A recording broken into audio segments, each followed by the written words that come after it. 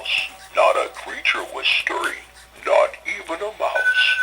The stockings were hung by the chimney with care, in hopes that St. Nicholas would soon be there. The children were nestled all snug in their beds, while visions of sugar plums danced in their heads.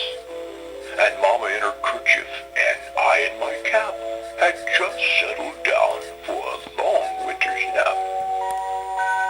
When out on the lawn there arose such a clatter, I sprang from my bed to see just what was the matter. Away to the window I flew like a flash, tore open the shutters and threw up the sash. The moon on the breast of the new fallen snow gave the luster of midday to objects below. When what to my wondering eye should appear but a miniature sleigh and 8 tiny reindeer. With a little old driver, so lively and quick, I knew in a moment it must be Saint Nick. More rapid than eagles his coursers they came, and he whistled and shouted and called them by name. Now Dasher, Dancer, now Prancer and Vixen, on Comet, on Cupid, on Donner and Blitzen. To the top of the porch, to the top of the wall, now dash away all.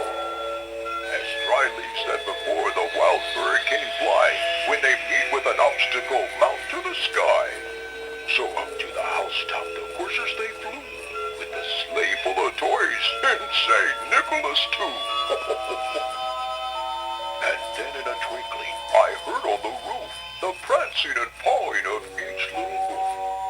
As I drew in my head and was turning around, down the chimney St. Nicholas came with a bound. He was dressed in all fur from his head to his foot, and his clothes were all tarnished with ashes and soot. A bundle of toys he had flung on his back, and he looked like a peddler just opening his pack. His eyes, how they twinkled, his dimples, how merry. His cheeks were like roses, his nose was like a cherry. His droll little mouth was drawn up like a bow, and the beard on his chin was as white as the snow. The stub of a pipe he held tight in his teeth, and the smoke it encircled his head like a wreath.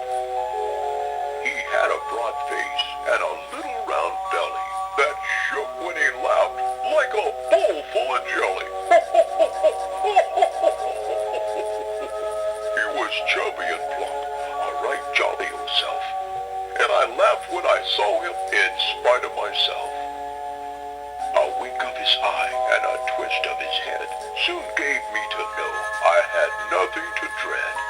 He spoke not a word, but went straight to his work, and filled all the stockings, then turned with a jerk.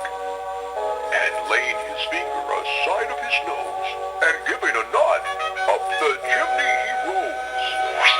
He sprang to his sleigh, to his team gave a whistle, and away they all flew, like the down of a thistle. But I heard him exclaim, as he